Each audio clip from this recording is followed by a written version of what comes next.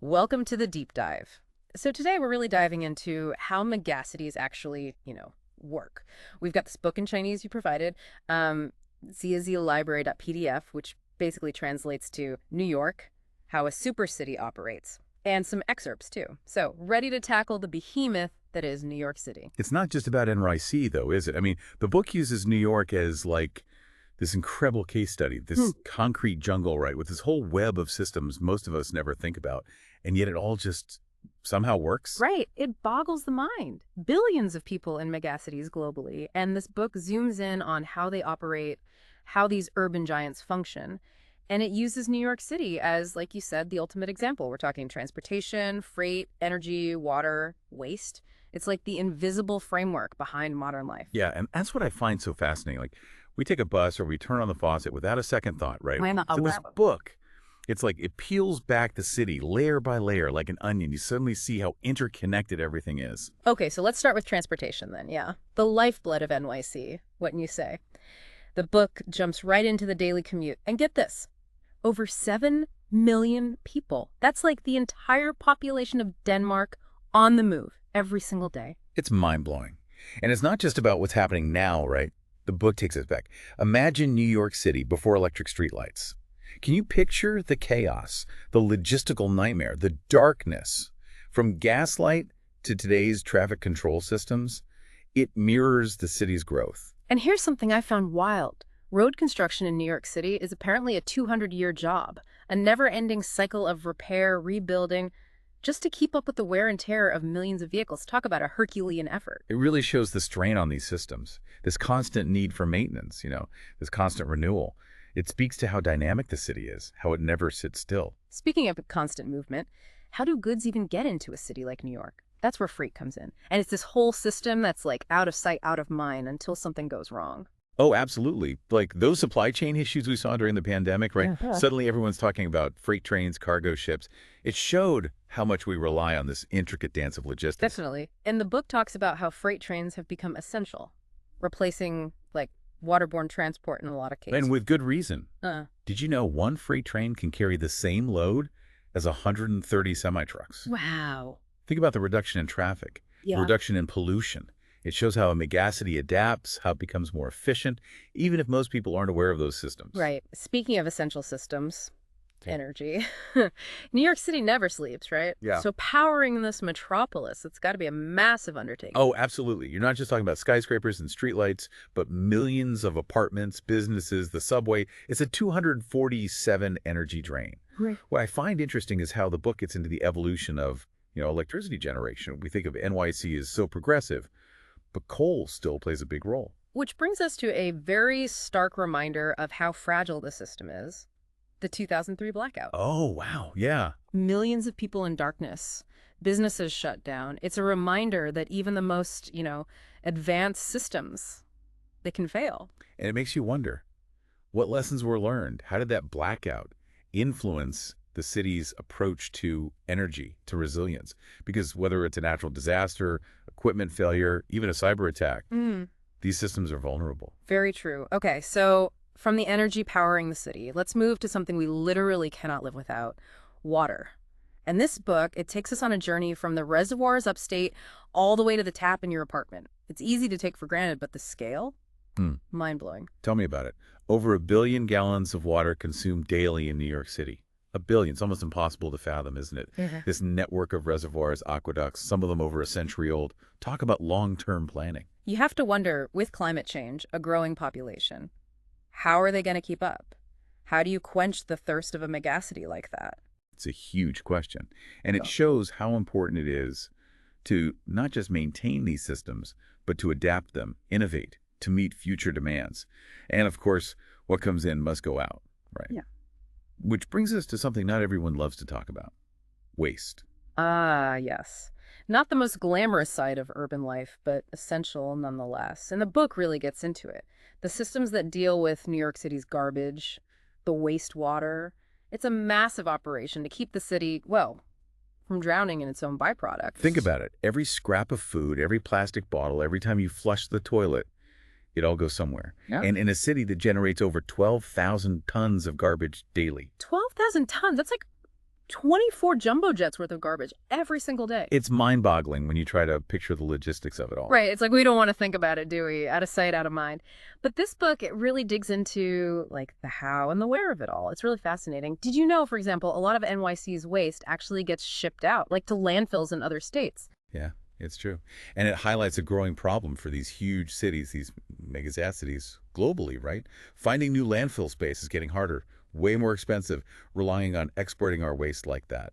Not exactly a long-term solution. So then what? What's the alternative? Does the book offer any like potential solutions to this whole garbage dilemma? Well, there are some pretty interesting ideas explored for sure. One option is this thing called waste-to-energy incineration. Basically, they burn garbage to generate electricity. Oh, wow. Of course, it comes with its own environmental concerns, burning trash, right? But it just shows you how cities are trying to find new ways, innovative ways, to deal with all their waste. Like solving a puzzle where the pieces keep changing. Every solution with its own set of new challenges. But let's shift gears a bit. I'm curious about how these crazy, complex systems are actually managed. Who's in charge? Who makes sure the lights stay on, the water flows, the garbage gets collected, all of it. That's the thing, right? It's crucial. And the book does a nice job of explaining the different models they use, how they manage this stuff. Some things, like the water supply, it's all public, owned and operated by the city. But other stuff, like that freight rail network we talked about, Yeah. largely private companies. It's got to have its pros and cons, both ways. Right. Public ownership. Hmm. It could mean fairer access, right, Mhm. for everyone to essential services, but could also be less efficient, slower to adapt than private companies. Maybe they're more efficient, more innovative, but then profits over people sometimes. Totally. And the book gives some good examples of that tension, that push and pull. Mm. Like, remember the 2003 blackout? There were a lot of causes, a complex situation. But one factor was how they had deregulated the energy sector in the years before. The idea was to boost competition, lower prices for people, but it also made the system more vulnerable in a way. Wow. A stark reminder, right? That there's always a trade-off. Every decision, every policy, potential downsides, potential benefits. It's about finding that balance, it seems. That sweet spot where it all works, but it's fair, it's resilient. Exactly. And it requires, like, constant tweaking. You're never really done, right? The book really emphasizes that. A city is dynamic, always evolving, never a finished product, just always becoming. Always becoming. I like that. So if the city is this, I don't know, this living, breathing thing, it can't just be about the physical stuff, right? The pipes and the wires. It's got to be about the people keeping it all running too, the human element. 100%. The book touches on that for sure. Yeah. All those people, the engineers, the technicians, the sanitation workers, the transit operators, Yeah. essential but unseen, right? Unsung heroes of city life, and understanding what they deal with, their expertise. Crucial for making sure these systems stay healthy long term. And not even just like the technical side of it, but the social aspects too. Like we can build the most amazing subway system in the world, super efficient, super fast. But if it's not affordable, if people can't access it, then Yeah. it fails, right? For a big chunk of the population. That is such a good point, and one that gets missed a lot, I think. Yeah. In all this talk of infrastructure, planning, it's not enough to just have these systems.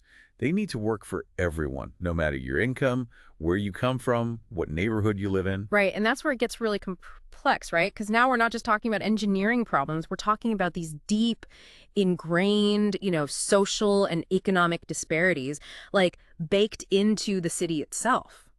You're hitting on something really important. This book, it focuses on what we might call the hardware of the city, the physical stuff. But what about the software?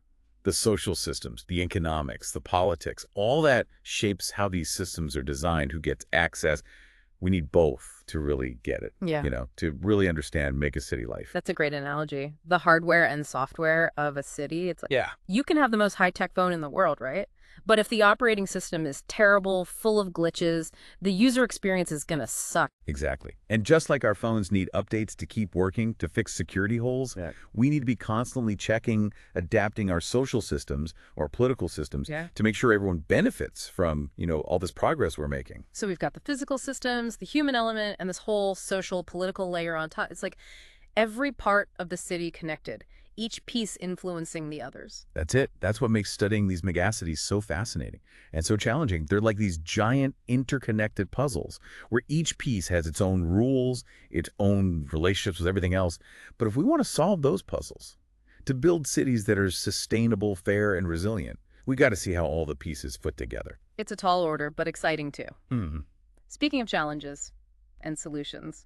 Let's talk more about one of the biggest issues these megacities face: waste. We touched on how much garbage a city like New York produces, but what about the environmental impact of it all? Oh, that's key. And the book definitely doesn't shy away from those hard questions, all those landfills. Even if they're not right in the city, they still contribute to greenhouse gases. They can contaminate groundwater, destroy habitats. So it's not just out of sight, out of mind, after all, impacting the environment in big ways, even if we don't see it directly. Exactly. And it just shows that we need a completely different way of thinking about waste. One that focuses on reducing, reusing, recycling from the get-go. It's like that old saying, right? Reduce, reuse, recycle. Not Yeah. just a catchy phrase, it's like essential for the future, if we want a future at all. Absolutely. It's a whole different mindset, right? Both individually and as a society. We have to move away from this throwaway culture and think about a circular economy instead, where waste is a resource to manage, not just garbage to be dumped. That's a really powerful way to think about it. And it applies to so much more than just our trash. It's about how we view our whole relationship with the planet, with all the stuff we consume. Exactly. Hmm. We have to remember we're all part of a closed system, right? Every action has an effect. And the choices we make today, they determine what our future looks like. Lots to think about. And this book has definitely given us a lot to unpack. We've covered so much, from all those systems keeping New York running to the social side, the economic side, the environmental challenges of living in these huge urban centers. It's been quite a journey. And it just goes to show how important it is to keep asking the tough questions. How do we make our cities sustainable for the long haul? How do we make sure everyone benefits from all this progress, all this technology? How do we create cities that are, I don't know, functional and livable?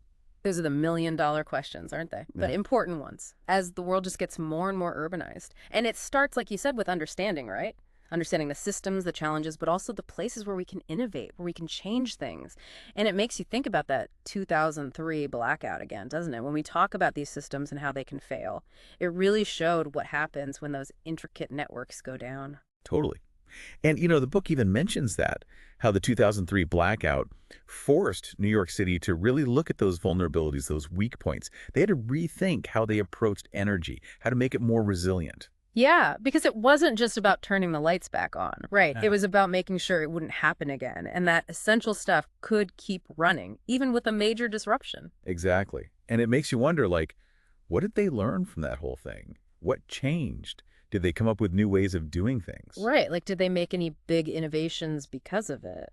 Well, the book actually gets into that a bit. One thing was this renewed focus on getting energy from lots of different places. Mm. So yeah, the city still uses those big power plants, but there's been this big push for renewables, like solar, wind, and even looking at things like microgrids, Oh, interesting. which is basically making power in a more localized way instead of relying on these huge power lines coming in from who knows where. So it's like that blackout was a wake-up call, right? And it pushed the city to think more sustainably, but also just build in more backups, more ways for things to keep working, even when something goes wrong. That's a good way to put it. And it shows you how adaptable a city like New York can be.